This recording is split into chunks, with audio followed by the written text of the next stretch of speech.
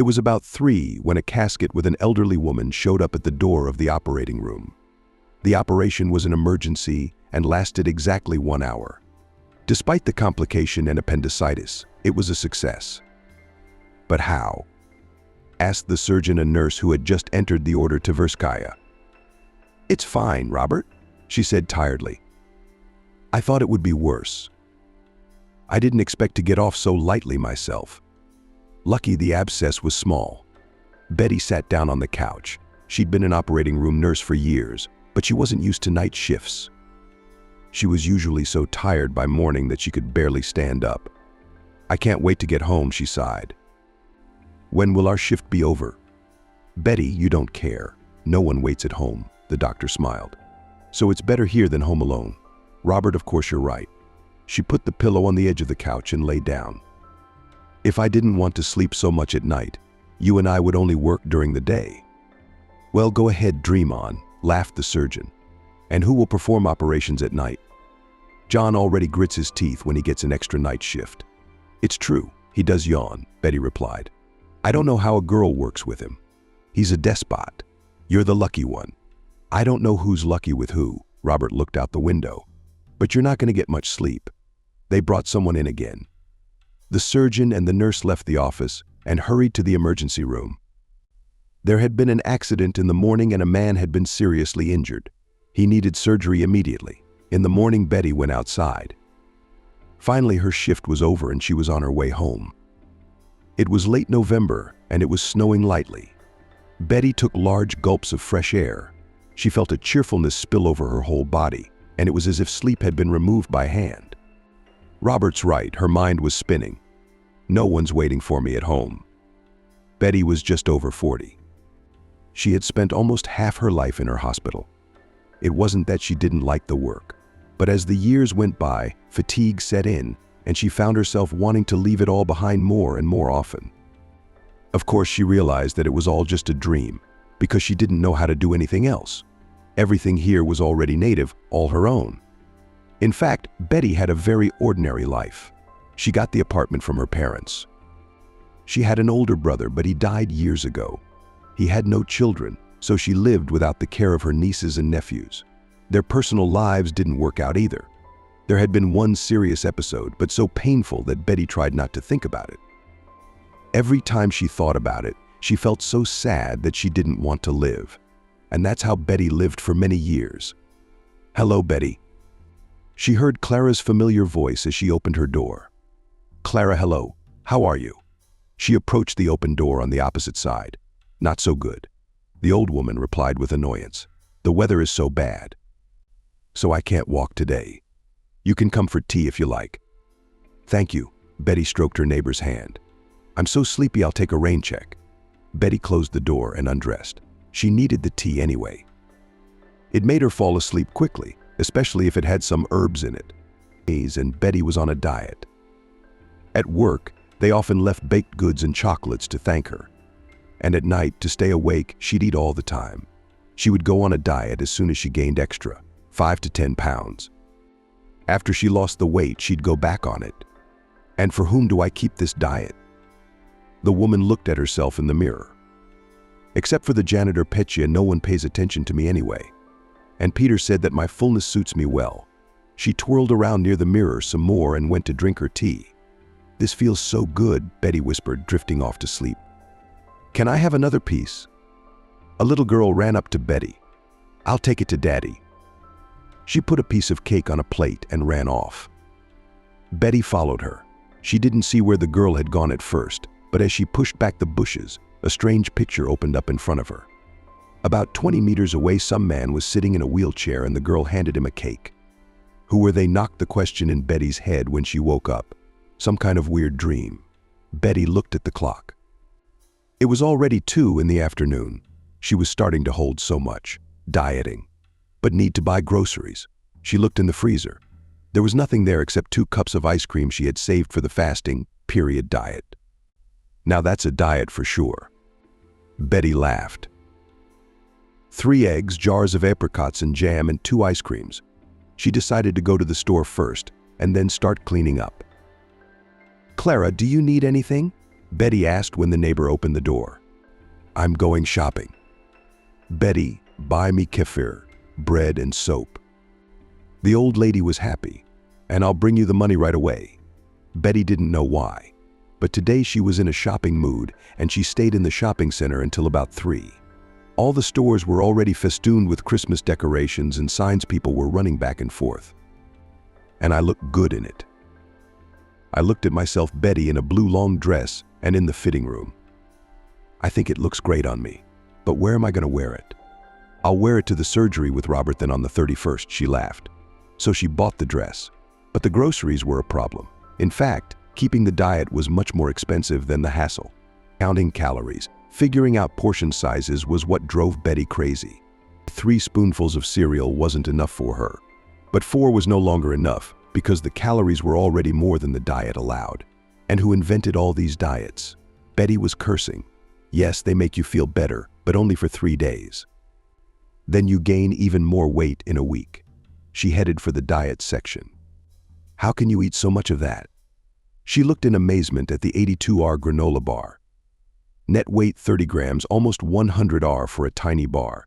She browsed through the other curiosities this department offered shoppers. Fructose cookies, she read, picking up a beautiful 230R package. "What's one to do with that? I'll be here for once. There won't be enough tea to drink." Betty realized that the diet department was not going to help her in any way. So she went to the fruit section. "I'll take bananas, apples," she mutters to herself. "I add non-fat cottage cheese and yogurt to the dairy. So I should probably get some more fish." Shopping today ended successfully. Betty left $1,005 at the store. "But I bought myself a dress," she justified to herself. "I promise I'll wear it when summer comes." "Clara, your kefir Borodino soap," said Betty, handing her neighbor a bag when she got home. Betty wanted to make a masterpiece out of apple, banana, and cottage cheese. She cut the fruit into small cubes and added them to the cottage cheese. "Yuck, that's disgusting." She showed up. "How is it possible to eat curd so sour?" The banana did not change this situation in any way. She forcibly shoved the last spoonful out of her and went to clean up. In general, she was in a strange mood today. She wanted something global to organize a general cleaning, she said, and pulled out the top drawer from the table. An hour later, there were 2 full bags of unnecessary things standing beside her. In 2, there were so many bags that she didn't know where to put them. "I will have a new year," she smiled in Italian. Finally getting out of the house all the unnecessary things. The closet was the most problematic place in her life. "Is this something I can fit into after my diet?" Trying on a Betty dress and skirt. "I'll be the one who will need that now pink blouse." Looked thoughtfully at the Betty blouse. "Probably after a serious diet when I quit, 7-10 pounds. Anyway, was Betty on a diet or not? She had clothes for all occasions. Suddenly she saw a familiar package. She didn't want to reach for it at first, her whole body trembling. But after taking a deep breath, she grabbed the handle and held it out to her. It had been about 10 years, but Betty still hadn't decided to throw it away. No, an intense scream pierced her brain. Betty was held down by the doctor and nurses, but she still broke free. She ran out of the room and rushed to the neonatal unit. She was about to open the door. How was she finally? Had they managed to stop her? "No," she screamed. "Give me my baby girl." "Where's my little girl?" Someone ran up and sedated her and she slumped to the floor. She couldn't believe for a long time that her daughter had died, but she was born perfectly healthy. In a rage, Betty yelled at the doctor. "Where's my baby?" "Betty, calm down," replied Stephen. "She had a massive respiratory tract infection." "Betty, you're a medical professional. Please try to understand." Betty tried. She even knew from experience that it could happen. But why her? She couldn't understand it. The child was all she had then. She couldn't see the point of her life anymore. She hadn't eaten for almost 3 weeks. She lay on her bed with her eyes open. Then she was going to die. Betty still didn't know how she survived. If it hadn't been for Clara calling an ambulance, then she might not have been saved. Betty opened the bag and pulled out a pink jumpsuit, cotton knit cap, and colored onesie. She clutched them to her chest and cried. "My baby girl," whispered Betty, "my angel, you are somewhere up there in heaven." She didn't hold back. She cried for a long time until her eyes swelled up so she couldn't see anymore. She carefully rolled her things up, put them in a bag, and put them back in the plywood. Stephen, the obstetrician who had delivered her baby, reappeared before her eyes. "I'm leaving, Betty," he told her about 3 months after she gave birth. "I can't take it anymore. I'm very tired." Stephen was the most experienced doctor in the hospital. He ran the maternity ward. He gave many babies life. But there were cases like Betty's. It wasn't easy. You could have lost a healthy baby. They said he stopped practicing and moved to another city. Anyway, nobody ever saw him at their hospital again. It was almost when Betty finished cleaning up. She sat down tiredly in her chair. "What more cottage cheese do you want to eat?" Anna asked unhappily. "No, I'd rather just have fruit. Tomorrow I'll cook fish with vegetables. It sounds delicious." Half an hour later, she was already fast asleep. Despite the constant night shifts, Betty never had trouble sleeping at work, and that was what saved her. The next day she woke up early. It wasn't even 7 yet. "Is that what you want?" she said to herself. "Betty, lie down and sleep." She managed to convince herself, and she fell asleep again. It was snowing outside, but there was no frost, and it melted right away, turning to mud. Betty barely ate her yogurt for breakfast and pulled out a banana. "Lucky Africans," she laughed. "They don't have a problem with bananas there. I read somewhere that they do everything with them, frying, steaming, pickling, and even eating them with salt." She took her banana and presented it with salt. Her face immediately contorted. "No, with salt it better not be. I'll just eat it plain." The banana was half-eaten. Suddenly the phone rang. "Betty, hi." It was Kathy's cheerful voice. "Girlfriend, how are you?" Betty and Kathy had been friends for a long time. Not that they were best friends, but they had enough to socialize. "Yes, I'm home today," Betty replied. "I'm on a diet, sitting here eating a banana." "I envy you, Betty," sighed her friend. "How do you have the patience?" "I can't give you more than 1 day." "Where are you going?" She laughed. "Why do you need to diet when you're already 60? If I was 96, 90, I'd be the happiest I've ever been. And for that I need to lose 10 kilos. They'll start confusing you with Oksana." I heard laughter in the phone. "If she loses weight, will you look younger than her?" I can imagine I'm walking with my daughter, and to Oksana such a gentleman comes up and says, "Let me meet your daughter." Kathy laughed. "Well, she doesn't want to lose weight after childbirth." What to do with her? You've already been a grandmother to Vova twice, and all you want to do is to get acquainted with Bo. Betty's friend was being teased. "I'm the only one here." "Serbian battalion." "You don't say." Kathy replied with annoyance. "My brother-in-law's only making girls. There are 4 of us, and he's the only man." They talked some more, and Betty hung up the phone. Kathy was so humorous that she was always in a better mood after talking to her. Betty spent the rest of the day on her bed and watching TV. It was the 5th day of her diet and everything was starting to annoy her. She wanted to last at least a week, and ideally 2, but she was beginning to have her doubts. Today was her and Robert's shift again, and she was already imagining how she would drink hot tea with a box of chocolates they had recently received. Thank goodness it was the last night's shift, and finally we're changing. Betty exhaled. We're going to take 2 weeks off with Robert. It had been a really rough night. There were 2 scheduled surgeries for gallbladder and kidney stones, and 2 emergency surgeries. You and I are lucky to get appendicitis. Robert said tiredly after the surgery. Especially on something festering, Betty encouraged him. And it has to be at night. By morning it was quiet. She managed to get a couple hours of sleep. Robert, despite his age, he was 33, could already handle even the most complicated operations. Betty remembered his first year. Back then, he was very afraid, and it took him a long time to recover after each operation. But after a couple of years, he became a real professional. In fact, Betty didn't even want to be paired with him at first. He didn't have much experience, and she was worried that there would be some medical mistakes. But Robert turned out to be a very attentive and extremely responsible guy. She grabbed him with all her hands and feet and didn't want to work with any other doctor. Robert approached her surgeon at the end of her shift. "What's up? Tonight is the last night, and you and I are working like white people."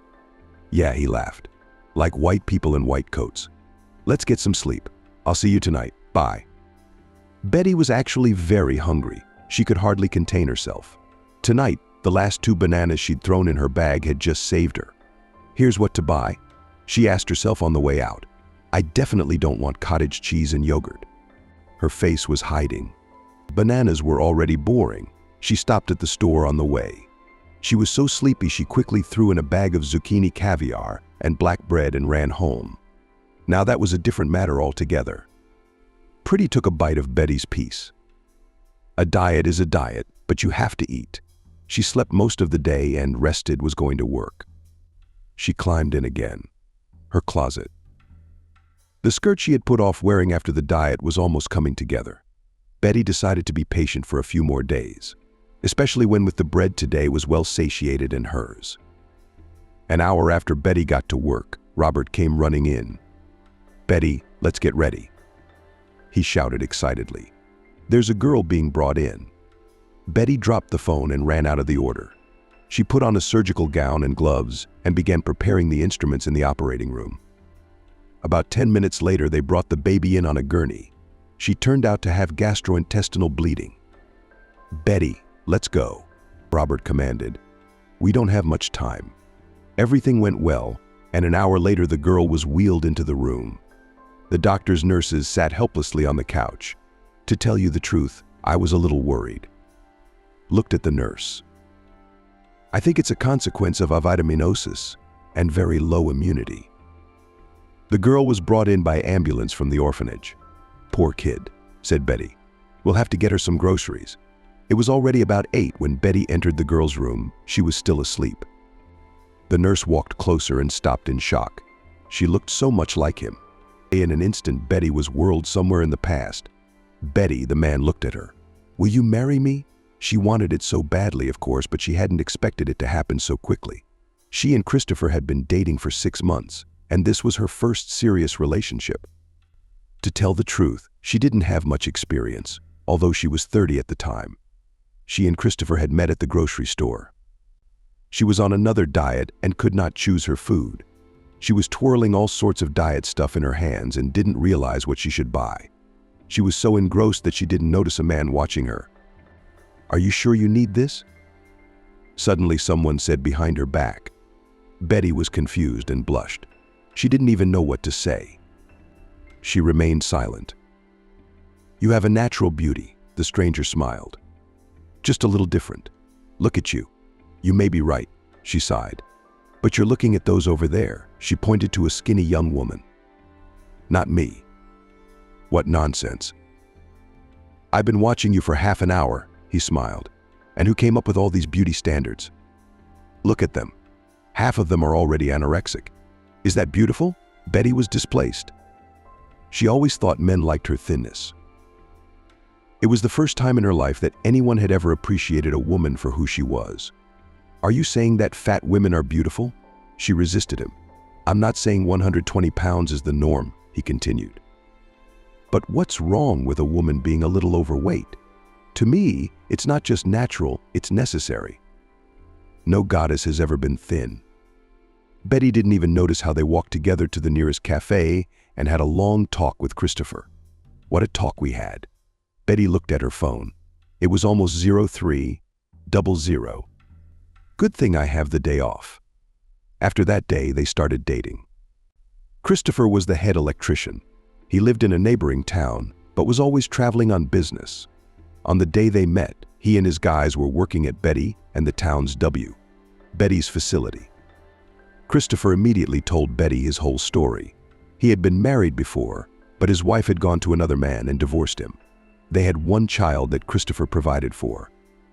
Whenever he was in the neighborhood, he always came to Betty. They talked on the phone every day. The day Christopher asked her to marry him was the last time she saw him. After that, he disappeared. He never answered his phone again, and after a week his number was just blocked. She asked the workers he worked with here. No one knew anything about him. Betty didn't know his exact address. So she left it at that. Probably just ran away. She sobbed. First he proposed to me and then he changed his mind. Betty took the breakup with Christopher very hard, but soon realized that she was having a baby. Despite the pain Christopher had caused her, She was looking forward to her baby. Betty took another look at the girl lying on the bed. There was no doubt about it. She and Christopher had the same face. Could it be his daughter? A thought flashed through her mind. Then why is she in the orphanage? Betty walked out of the room. Everything inside her head was spinning and she couldn't make sense of anything. Maybe it was just a coincidence. After all, it happens. She convinced herself. She was going home, but she wanted to go back and talk to the girl. Maybe she knew something about her parents. Betty decided to get some sleep and come to the hospital later to check on the baby. It was about 3 o'clock when she entered the girl's room with her bags. "But are you okay?" She smiled as she approached the little patient. "Lie closer, you don't need to get up yet." The girl wanted to get up, but she was in pain and couldn't. "We operated on you and Robert tonight." She stroked the child. The girl smiled. She looked into her eyes and said, "Thank you. I feel better now." "What's your name?" Betty asked. "Did I bring you a present here?" "Adriana," the girl answered quietly. "Adriana Phillips."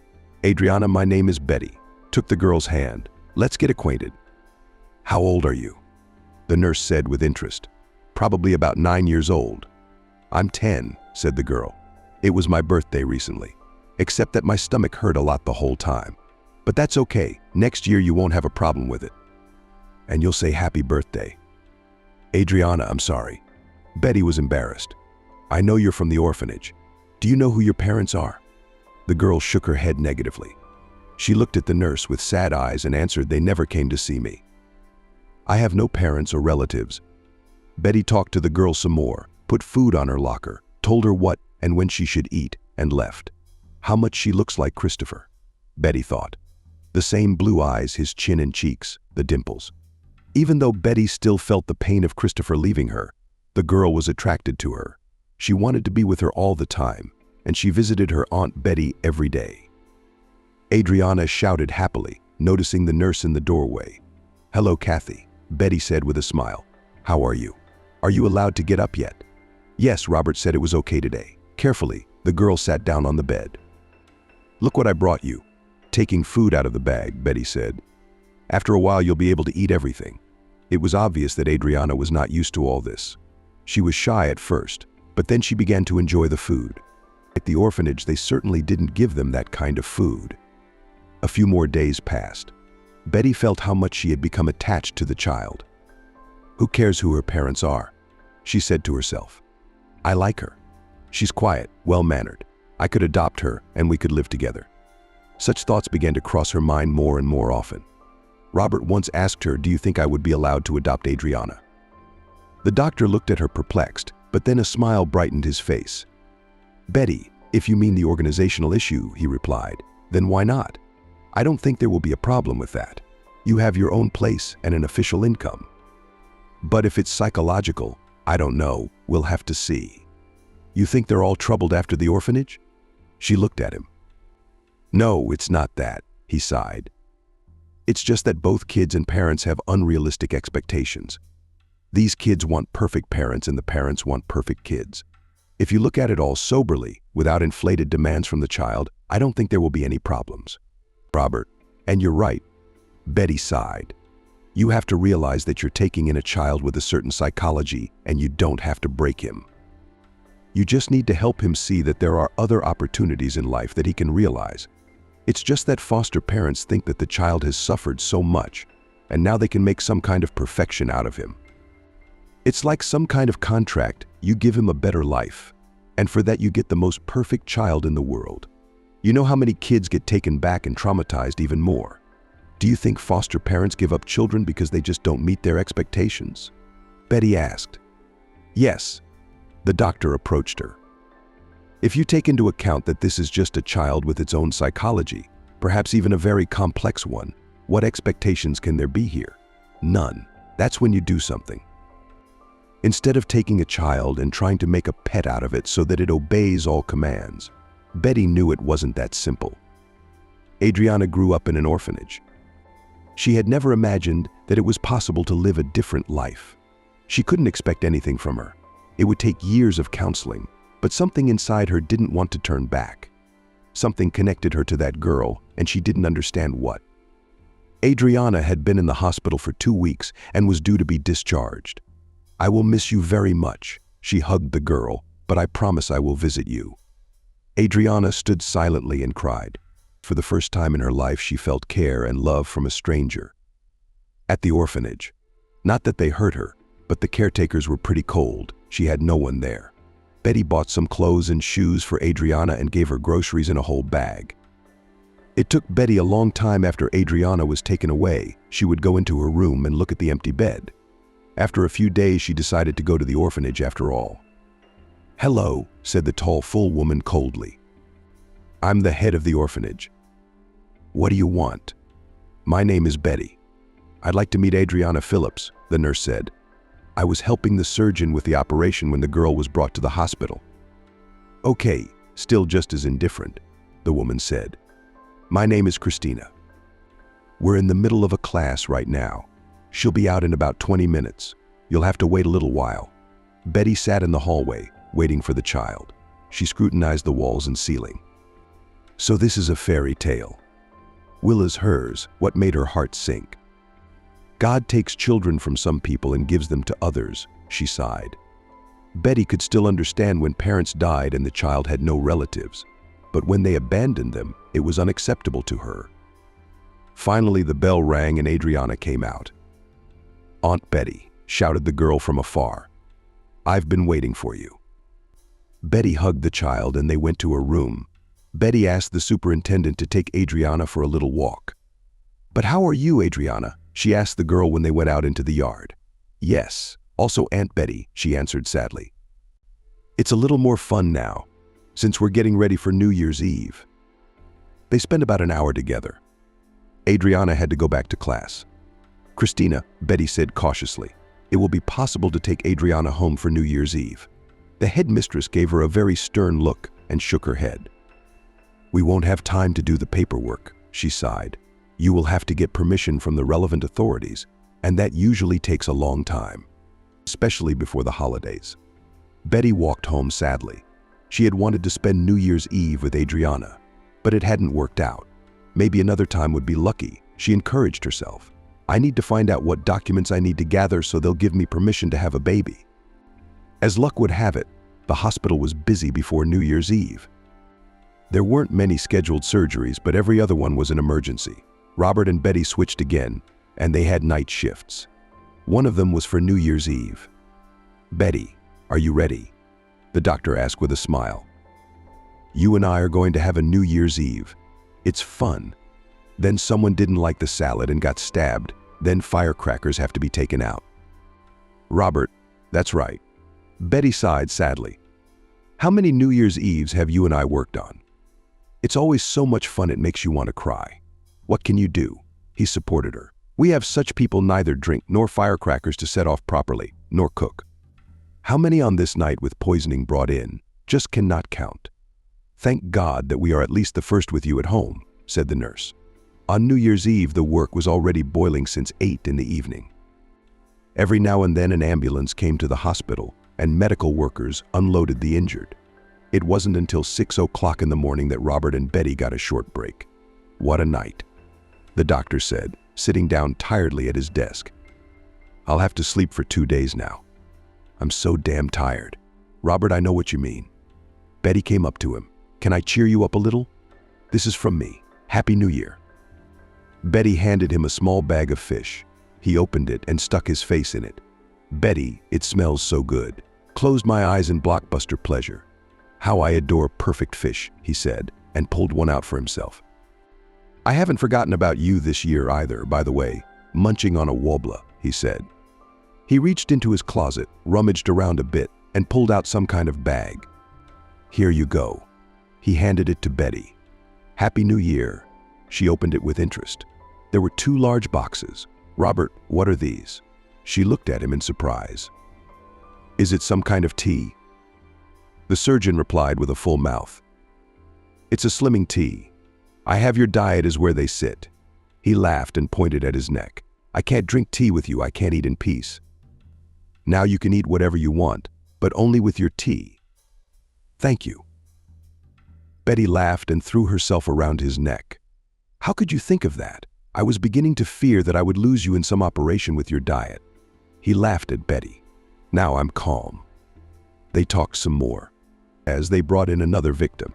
A drunk man tried to dive from the third floor into a snowdrift. He was lucky he fell on his side. No damage to his ribs, but there was a fracture in one leg. Finally, the shift was over and Betty, tired, was taking home. There was no one outside. After New Year's Eve, everyone was sleeping here and there. There were multicolored sparklers lying on the snow after setting off firecrackers. The janitors aren't so lucky on New Year's Eve either, Betty thought and sighed heavily. When she got home, she pulled out several plates of the salad she had made yesterday. She cut bread and opened a bottle of wine. "Well, Happy New Year," she said sadly and raised her glass. "Betty, what are you doing?" She heard when she called her friend in the evening. "It's such a responsibility to take a child from an orphanage if you're so bored. Get yourself a cat or a dog." "Kathy, what dog, what cat?" Betty replied with annoyance. "I want someone to talk to, someone to take care of. I want a baby." "Well, get yourself a kitten or a puppy. You'll have a lot to take care of." My friend wouldn't stop. "What will you do with this girl? You don't know who her parents were. Maybe she has a predisposition to some kind of mental illness." "Kathy, what is this nonsense?" Betty was angry. "What mental illness?" "Adriana is a perfectly healthy child. I know her. I don't understand you, Betty," sighed her friend. "You have a good life, you have everything. What more do you want?" "I wish I had your worries. I have to spend some of my money on my granddaughters. Do you know how hard that is?" "But is it bad, Kathy?" Betty said in a happy voice. "There really is no point in living only for yourself." Betty's conversation with her friend didn't work out, and she decided not to change her mind anymore. "Okay, Kathy, she has a daughter," she thought. "Yeah, she doesn't have a husband, but she has a family. She can't understand me about that." Betty was looking forward to the holidays being over. She missed Adriana and was looking forward to visiting her. It kept snowing outside and she didn't feel like going out anywhere.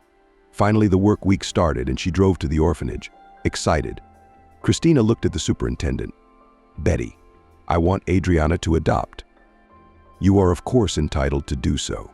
She took off her glasses. "But you have to remember that they are unusual children.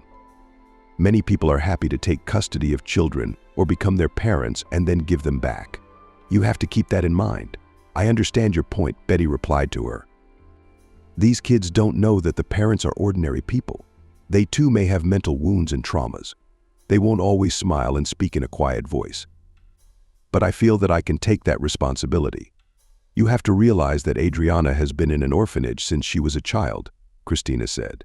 "She has not seen a different life compared to other children." "And who were her parents?" Betty asked cautiously. Adriana said she didn't know anything about them. "Yes, that's true. No one knows her parents," the superintendent said.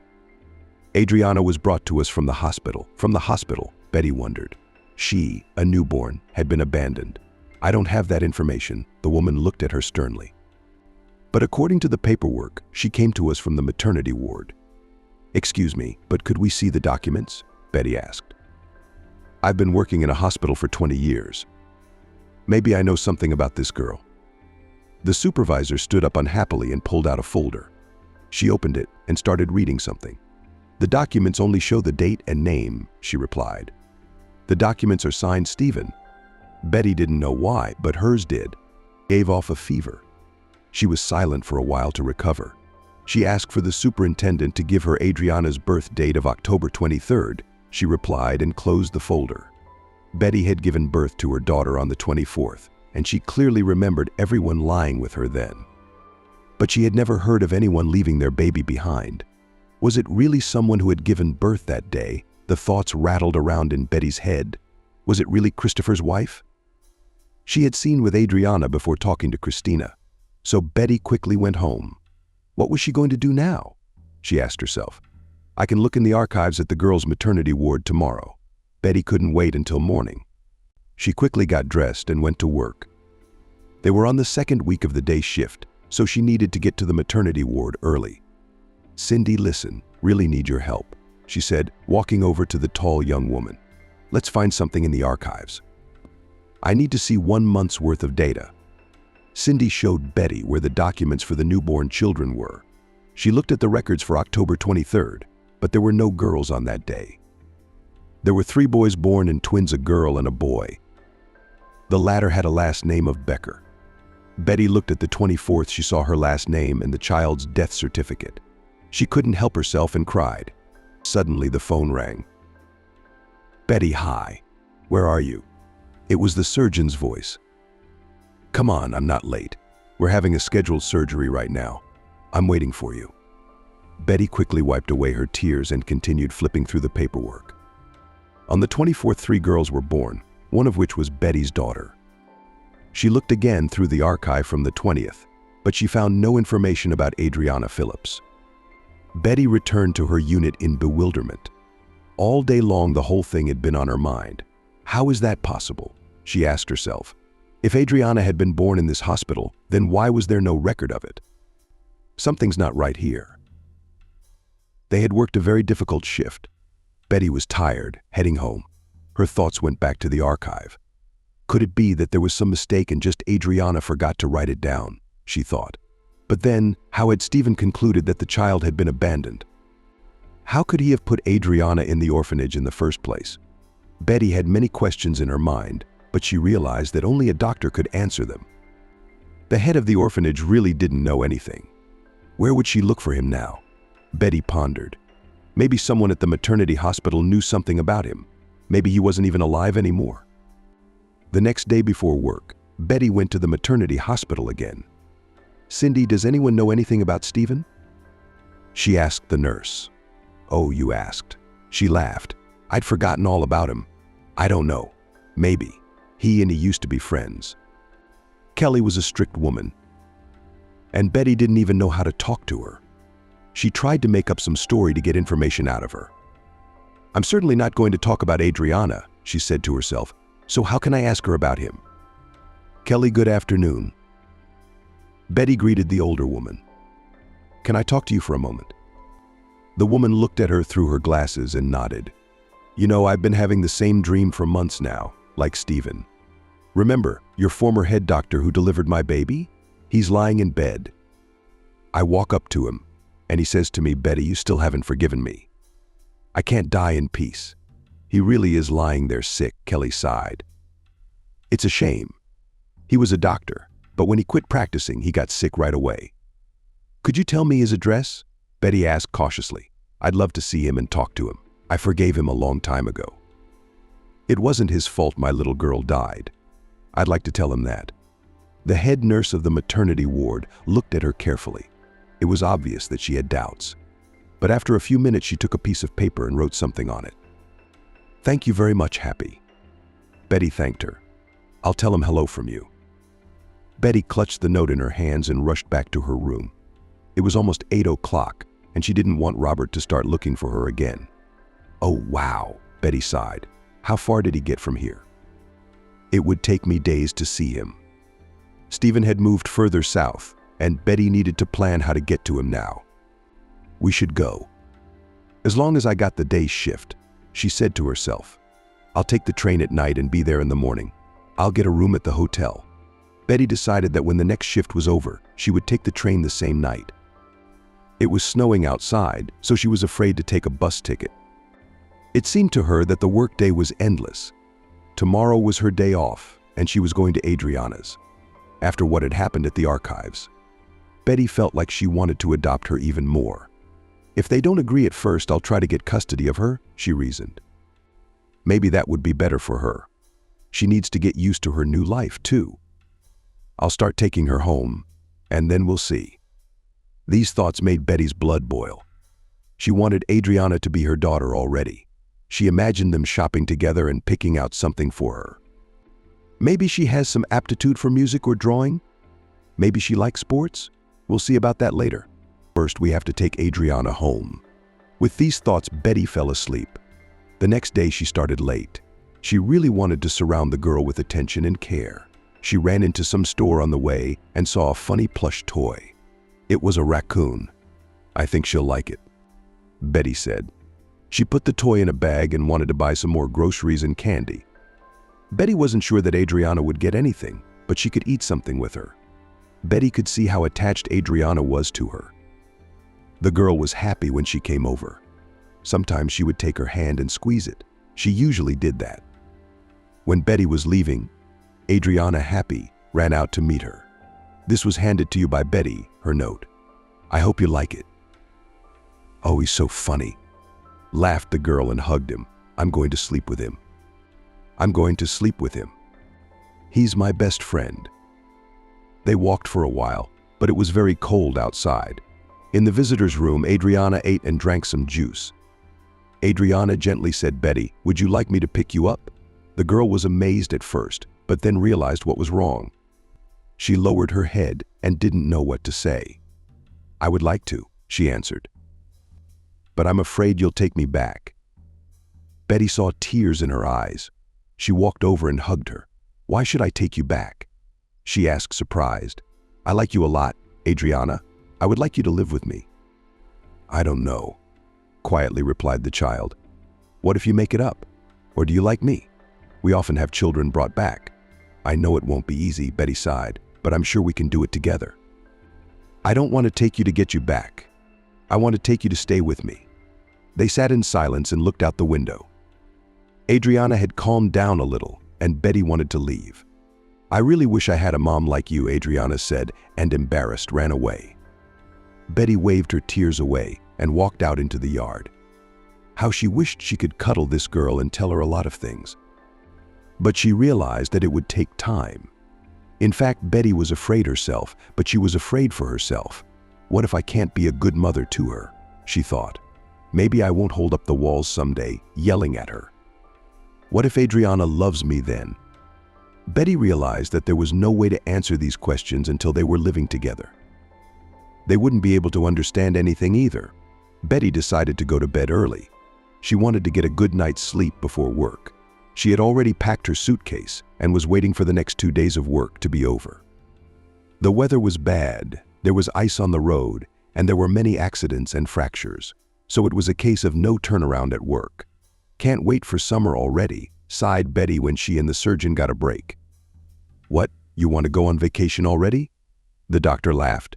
"You and I still have a lot of work to do before we can go on vacation. So don't bite, Robert. Don't you want to go to your cottage?" The nurse asked sadly. "A swimming pool, kebabs, and just to lie around." "Betty, of course I do," he told her. "But it's winter. What am I going to do there? The kids have plenty of games to play here. It's warm at home, but there's a fireplace to heat. It's a lot of work. So in winter, it's better to stay at home. Sometimes I get so bored with my apartment," she sighed. "I'd run away to a cold country house." "Is that what you think?" He laughed. "Would it be enough for you for a day?" "Well, 2 at the most." "All right, let's leave the cottage alone. We got to get up." There's another scheduled one today. Maybe because Betty was waiting for her shift to end. Maybe there was another reason, but she made it through the day with ease. "Even to the train station, please," she told the cab driver as she got into the car. Betty found the right carriage, held out her ticket to the conductress. "You have the lower side seat number 41, the woman said, pointing with her hand. Betty hadn't traveled anywhere in a long time, so she waited with anticipation for her train to depart. It was dark, and only gray silhouettes flashed outside the window. Finally, she felt very tired, stripped her bed, and fell into sleep. It was about 6 o'clock when she was awakened by the conductor. "Wake up, you have to get off in half an hour," she said, and left. Betty realized that the train would arrive early, but she decided to wait at the station until 8. "Then I will call a cab and go to Stephen," Anna planned in her head. "If he's ill, he'll probably be at home." The main thing was that he wasn't in hospital now. She read a little of the book she had brought with her. It was exactly 8 o'clock on the clock. Betty hailed a cab, walked out of the station, and started. "Waiting for me, please. Lilac Street, House 5. She said to the driver. "Oh, that's almost on the other side of town. Considering the traffic, will be an hour and a half. It really is a little warmer here," Betty thought, looking out the window. The snowdrifts weren't as big. There's only so much snow. It didn't snow. Betty looked at the houses and passers-by with interest. She had never been in this town before. Everyone's running around, she thought. Everyone has their own worries and things to do. They drove for a very long time indeed. Betty was tired of sitting. The driver smoked so often that there was nothing to breathe. There was still a little bit left. The cab driver cheered her up when they drove into a private sector. After about 20 minutes, the car stopped outside a large house. Betty got out and paid the driver. She looked at her phone. It was already about 10 o'clock. She went to the gate and knocked. There was no answer for a long time, but then she heard someone's voice. "Who's there?" An old woman looked out. "Who are you?" "Hello," Betty said. "I'd like to see Stephen. We used to work at the same hospital together. I'm just passing through. I thought I'd come and see him." Footsteps sounded and the gate opened. In front of Betty stood a short woman, about 65 years old. She looked at her and said, "I'm sorry, Stephen is ill. He won't be able to see you." "I know," Betty answered quickly. "That's why I came to see you." "Please let me see him. I'll only be half an hour at the most." The woman was silent and agreed. She took Betty into the house to go around the slippers. "Our floors are cool," said the hostess to the guest. "Leave your suitcase here." Betty handed the woman a bag of some kind. "It's a tea present for you." The woman smiled and thanked her.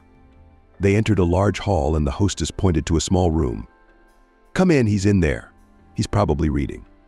Unfortunately, his legs gave out a few years ago, so he's always lying down." "Hello, Stephen," said Betty. As the older man entered the room, he took off his glasses and looked at her carefully. "Betty?" he asked in surprise. "Betty, is that you? I'm Stephen."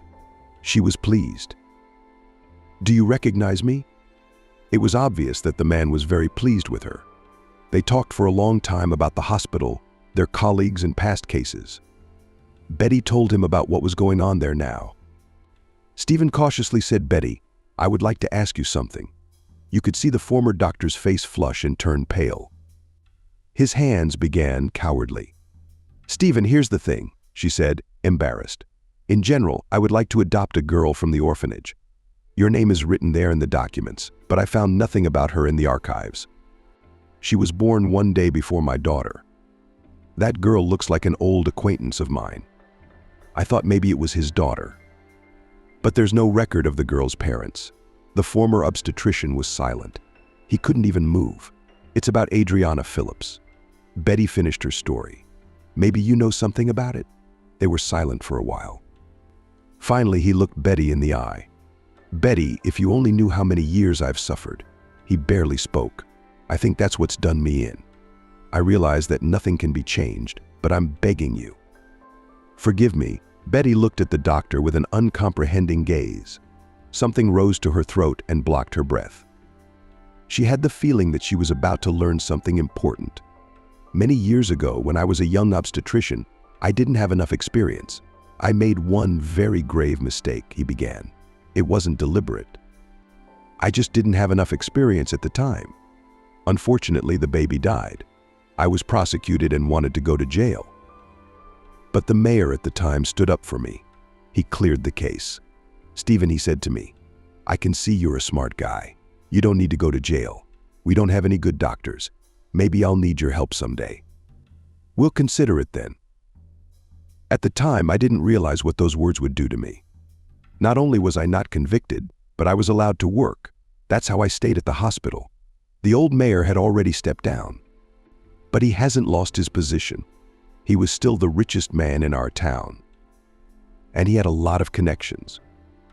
One day he stopped by my workplace. I wasn't really surprised because sometimes he'd call or come by, and if someone needed special treatment. So that's what I was thinking this time. We went into my office. He sat down in a chair and said, 'Stephen, I really need your help. It's not easy, but remember what you promised me back then. I have a family. It's a very famous family. I won't mention it. I will only say that they are not only very rich, but you could say famous. So they had a surrogate mother for their child. They were seen in the best clinics. But something went wrong, and the baby died a week before delivery. The man's wife doesn't know about it yet, and she shouldn't know about it. She had high hopes for this girl. Anyway, her husband asked me through my channels to find a replacement urgently. I didn't even understand what he was talking about at first. I thought he wanted me to pick up a kid from the orphanage. No, Stephen, I'm not talking about an orphanage. We need a baby now. Look at what you can do on your ward. He looked at me with piercing eyes. I don't have any rejects. I tried to explain it to him. Let's look at the infant in the orphanage. Stephen, this is taking too long. And what kind of kids are in orphanages? You know better than I do. Anyway, whatever you want, but find me a girl in 3 days, or we'll remember your old case. And remember, the child must be perfectly healthy. I didn't know what to do. Honestly, I even wanted to avoid, but I realized that the former mayor has good connections, and he will still find me. Then I wrote a sincere confession that many years ago a child died because of my fault. The former mayor found out about it and started threatening me. Basically, he threatened to kill me or put me away for life. Did you really give up my daughter? Quietly asked Betty. She continued, I wrote a false death certificate and informed you that your little girl died the day after she was delivered. She was supposed to be taken away, but no one came for the baby. I called the former mayor. You know, Stephen, they changed their minds. Indifferent, he replied. So, I'm sorry. What could I do then? Say, Betty, I'm sorry, your daughter's alive. It's just some rich people didn't take her. I gave the girl a name and a surname, got her papers, and gave her to an orphanage. Betty couldn't calm down. Tears filled her eyes. Why me? She whispered. Why my daughter? It just happened, he answered. Your daughter was the healthiest baby born then. But why didn't you tell me that? She sobbed. I would have understood you, Betty. It's not as simple as you make it out to be, is it? Betty didn't understand what he was saying at the time. A pain pierced her whole being without consolation. She wanted to scream so badly, but she said quietly, don't worry, no one will ever know. I'm going to adopt Adriana, so she will still be with me. Betty turned around and walked out of the room. She was ready to hear anything but that. It was very hard to believe what had happened. But when she calmed down a little, she saw that there was no malice in her heart towards Stephen. Thank God her daughter was alive. When she returned home, she immediately began to gather the papers for Adriana's adoption. Yes, I have definitely made up my mind, she replied firmly to Christina's question. And I can promise you that the girl is not coming back here. No need to throw words into the wind, she said snidely. We've seen parents like that many times. You're all the same. You're entitled to your opinion, Betty said calmly. But can we get started already? Please list all the documents I need to collect. That day she had a very long talk with Adriana. Adriana, my girl, began Betty. We will gradually get used to it, because I am not a perfect woman either, so I am not a perfect mother. You don't have to be afraid of anything. Just be yourself. When you don't like something or it doesn't fit, please say so. Let's not set any expectations. We'll just try things out and see where we succeed and where we don't. Adriana listened to her carefully. She too realized she could be wrong. She could be angry and cry. She wanted to be real from the beginning. She didn't want to play. All right, she replied. I'll study so we can be like daughter and mother. Betty hugged the girl and kissed her forehead. They talked some more before she went home. I don't know how long it will take for the papers, for them to be verified, she told Adriana. Maybe 2 or 3 months. But it doesn't matter anymore. I will come to see you all the time.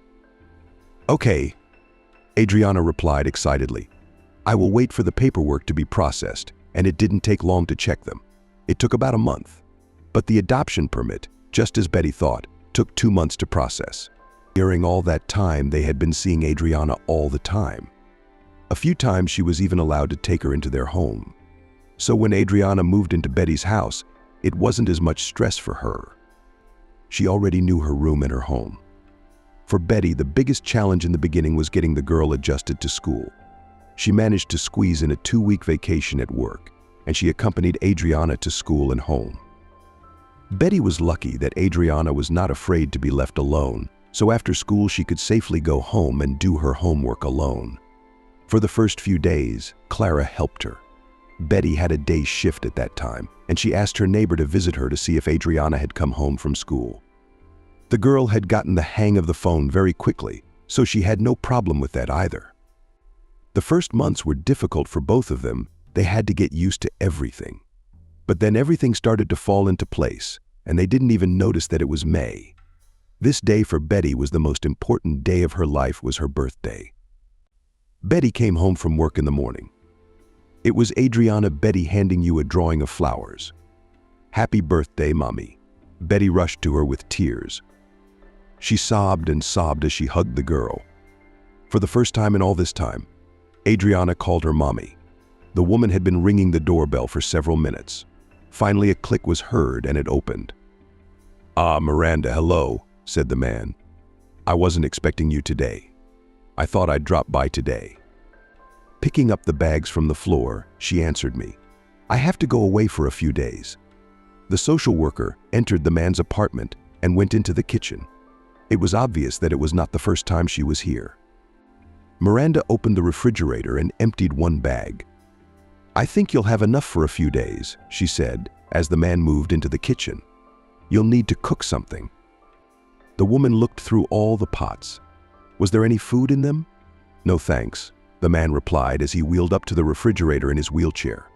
"I made soups and pasta yesterday, so I have enough for a few days."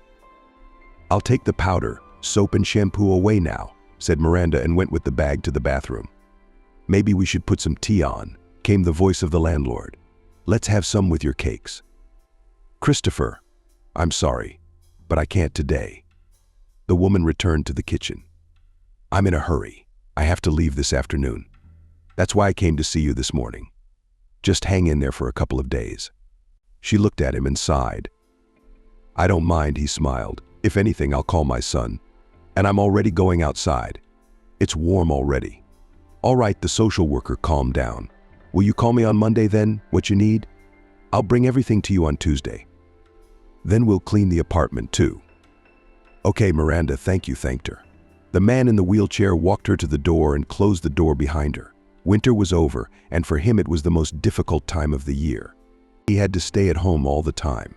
But with spring it was as if his life was beginning. And his strength usually increased by that time. For many years Christopher lived alone. About 10 years ago he had an accident. He was working as a master electrician at the time. He and his guys were wiring up a complex facility that year. As is often the case, the electricians who did the wiring during construction messed something up. And they had already spent several days identifying and eliminating errors so that the electricity could be started. That day it didn't work out. They'd fixed a few Bs. And there was one big knot left. Christopher set up a ladder and climbed up there. He could see it from afar. Where could there be a problem there? A few of his guys were standing at the bottom. The whole building, it seemed to them, was de-energized. Christopher, picking at the wires, when suddenly the phone rang. The man in charge had called, and he had to answer it. He picked up the phone and continued to tinker with the wires. Suddenly he felt a hard blow. He was thrown aside and flew down the stairs. The phone flew out of his hands and into the ventilation ducts. Christopher didn't remember anything else. No one knows how. But because of some mistake, one duct wasn't de-energized, so current flowed through it. When the head electrician dismantled that complex assembly, he was lucky to be alive. But for almost 2 years, Christopher was paralyzed. He couldn't walk, he couldn't talk. He just lay there motionless. His father was still alive at the time. His mom died 6 months after the accident. Christopher's father took care of him, developed his arms and legs, gave him daily massages, and gradually his body began to revive. Except that his legs never recovered. The sensitivity to them returned, but he still couldn't walk on them. "What nice weather," said Christopher, looking out the window. "I'm going for a walk tonight." He drove over to the couch and crawled onto it. Of course, it was very difficult for him alone, but in time he got used to it. His father had rebuilt the handles everywhere and had equipped the bathroom and toilet for him. So he managed, though with great difficulty. He changed his clothes, his pants, put on a warm sweater just in case. In about 20 minutes he was already getting into the elevator. And today he really breathed the fresh air of the street well. He grabbed the ramp and carefully pulled off onto the sidewalk. There was a small public garden about 50 meters from his entrance, and he often went there in the warm season. "I'll go there," he said to himself, and started spinning the wheels with his hands. He pulled up to one of the benches and unwrapped his bag. In an instant, pigeons flew up to him. He gently tossed the bread to them. A few minutes later, they were joined by seeds and sparrows. "Are you hungry?" Christopher smiled. "It's so good to see you all." "Hello, Christopher. Good to see you." He heard someone's voice from behind him. "Hi, Molly," he answered the man in the orange vest. "It's warm out. So I'm going out now, or should I say driving out, when they will give you an electric car," laughed the janitor. "There's a handicapped man from the 5th staircase. Molly has been standing in line for years." Christopher sighed. "So far, everyone only promises. I don't know when they'll give it to me, but I'm still waiting." "Yeah," sighed Molly. "If you wanted to buy with cash, they'd find it for you in no time. But when it comes to the disabled, I'm sorry, we can't."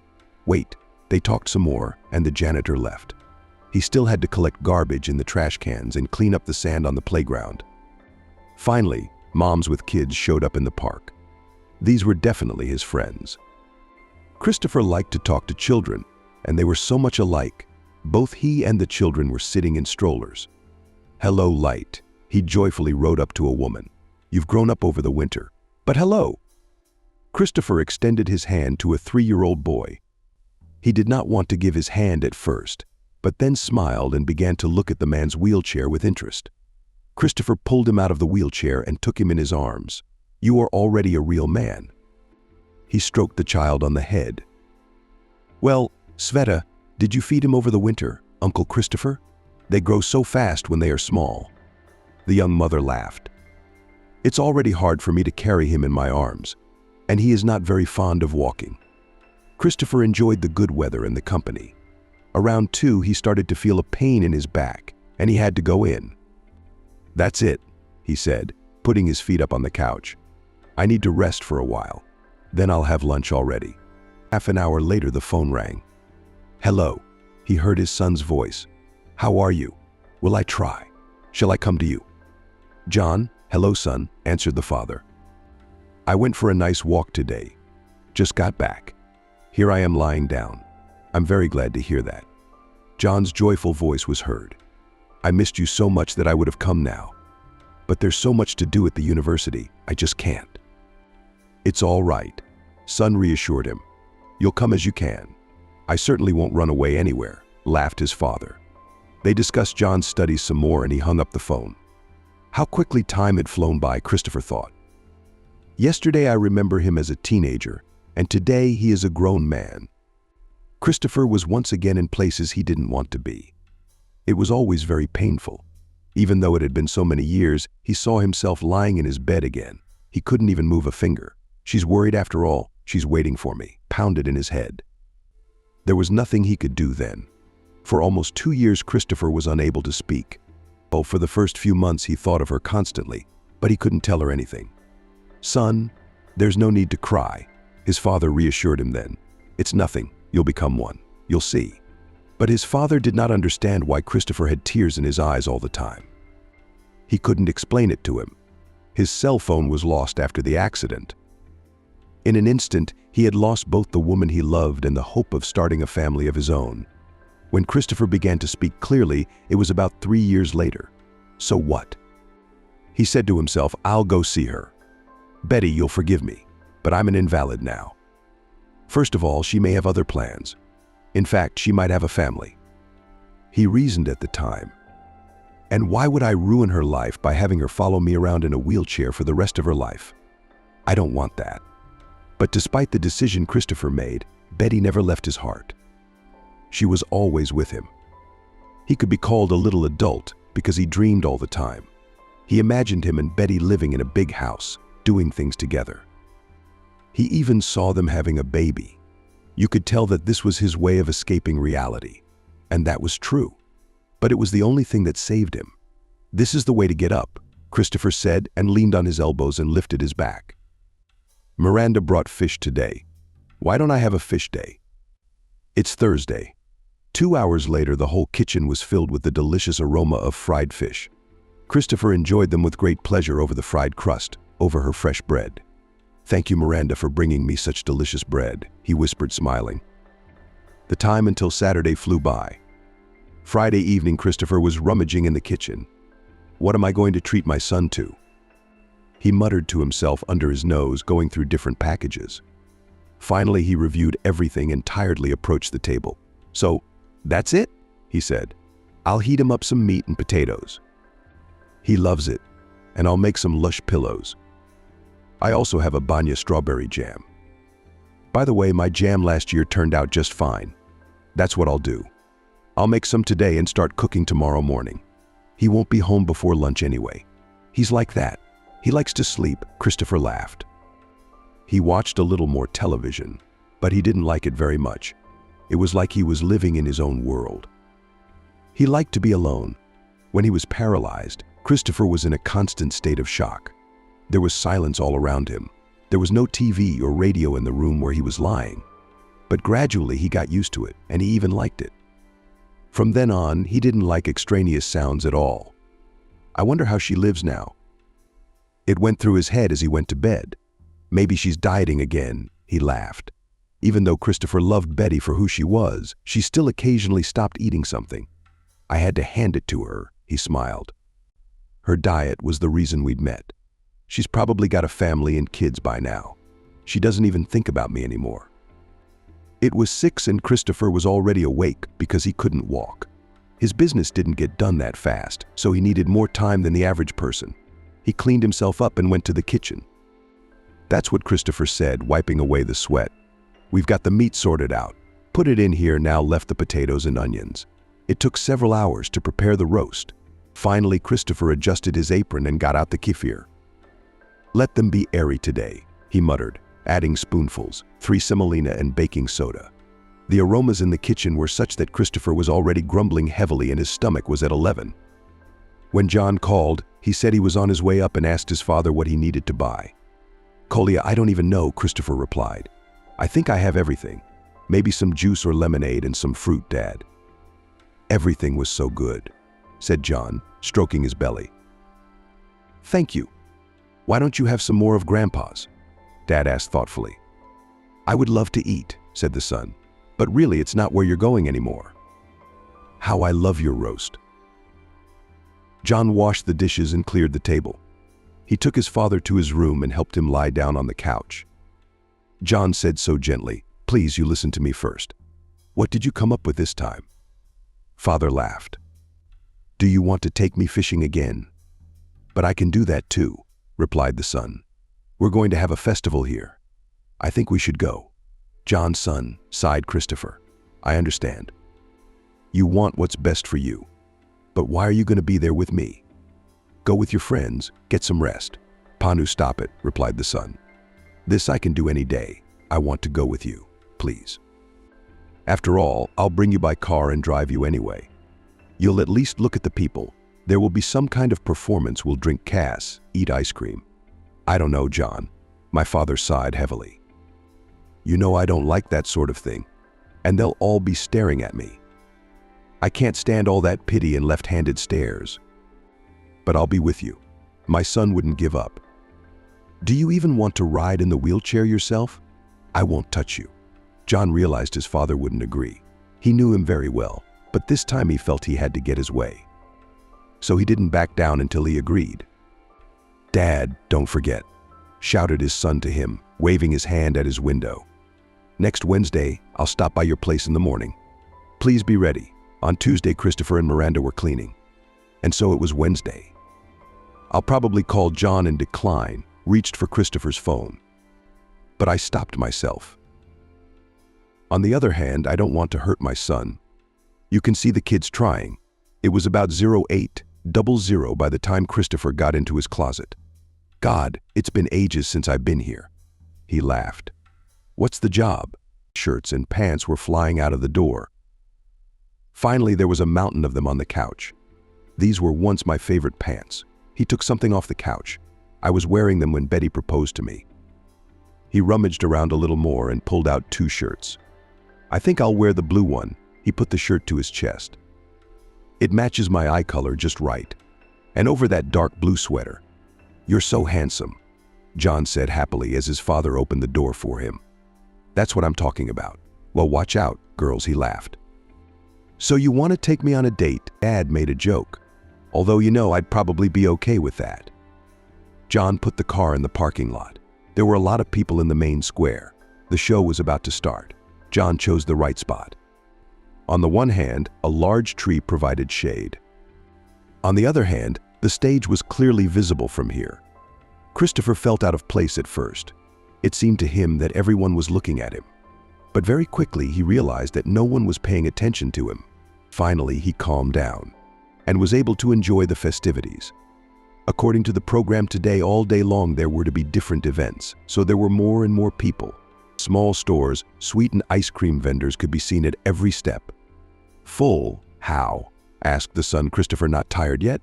Coal, thank you, he answered joyfully. I'm so glad you brought me here. After the show they walked around the park, then went to a small zoo. Look how funny she eats bananas. Dad pointed at the little monkey. Yeah, John laughed, but I like the camel better. How quickly he ate the cabbage. I was afraid he was going to spit it back at me. They left the zoo. It was about 12. Daddy, you sit here on the wall for a while. I'm going to go see if there's any room at the pizza place. If not, I'll bring the pizza over here, John said. Christopher drove up to a large tree, and there was a fountain in front of it. He was already tired. He didn't feel like sitting around and leaving yet. Mommy said, daughter, it's so nice here. Thank you for coming here. Adriana, only you don't run far away, Betty warned her. Remember, I'm here, outside the Mandarin store. I'm sitting down for a little rest, and then I'll get up again. You and I are going to the zoo. Good. Adriana shouted happily and ran forward. She was so excited about everything. It was the grandest holiday she had ever been to. When her mother suggested her to come here, she immediately agreed. She ran not far from her mother, excitedly looking around. From far away she saw a fountain and ran up to it. She was catching drops of water and laughing very loudly. Suddenly she noticed a man under a tree who was watching them very closely. Adriana hesitantly approached him. I used to play with the fountain when I was little, he told her. And now? She asked him in surprise. You don't like it anymore. But I'm big now. The man sighed, and I can't walk. Adriana took a palmful of water and brought it to him. Then she tossed them cheerfully upwards. Thank you for the fountain. The stranger laughed. It was great. I'm really glad. Adriana wanted to say something else to him, but quickly ran away. She ran to her mother who was waiting for her. Mom, can I have another piece of cake? She looked her right in the eyes. Yes, of course. Betty went into the bag. Here, take it. She handed something to her daughter and adjusted her blue dress. The girl quickly took the box, and with the words, I'll be back soon, she ran away. A shiver ran through Betty's whole body. She couldn't understand what was wrong. I've seen this before, she said in shock. It had happened before. She got up from the bench and walked in the direction where her daughter Adriana had run off to. Then she walked over to a bush near the fountain and pulled it apart. Lord, did Betty's heart roll frantically. Could this be a dream? Betty approached a man in a wheelchair. He was holding a cake in his hands. Dad, what's going on here? She heard someone's unfamiliar voice. John stared at them in amazement for a long time. It was obvious that he was in shock. There were two identical faces staring back at him. Poe, you never told me I had a sister, he finally said. I didn't know until now, Christopher answered him with pale lips. Adriana, take a drink of water, said Betty. We're cooking lunch outside. He's under a tree reading a book. Daddy, is this for you? The girl held out a glass to her father. Mommy said we'll eat soon. Suddenly she raised her head sharply and looked over the fence. John has arrived. Adriana shouted with joy. Daddy, I'll run to him. She quickly ran and opened the gate. John got out of the car and hugged her. Joyfully shouted. Adriana runs up to her father. John brought you the electric car. What electric car? Surprised her father and spun the wheels of the wheelchair. Aunt Betty, hi, said John excitedly as she came up to him. Don't you go away.